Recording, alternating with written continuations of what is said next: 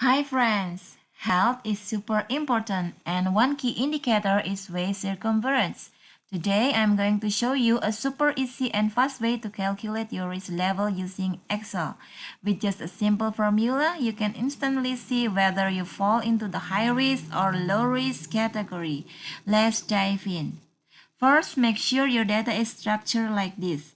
Column A is for gender, column B is for waist circumference, and column C is for risk category. All set? Now let's create the formula. Using the EF formula for risk classification, the waist circumference risk is categorized based on these standards. High risk for men, waist circumference higher than 90 centimeters, and for women, waist circumference is higher than 80 centimeters. And for low risk, any value below the threshold. Now enter this formula in cell C2 to automatically classify the risk. We type equal if, open parenthesis, cell that show gender, equal, double quote male, double quote, semicolon, function if, open parenthesis, cell that show waist circumference, higher than 90, semicolon, double quote high risk, double quote semicolon, double quote low risk, double quote, close parenthesis, semicolon, function if, open parenthesis, cell that show gender, equal, double quote, female, double quote, semicolon, function if, open parenthesis, cell that show waist circumference, higher than 80, semicolon, double quote, high risk, double quote, semicolon, double quote, low risk, double quote, and 3 close parentheses, and then we hit the enter. And we drag it down.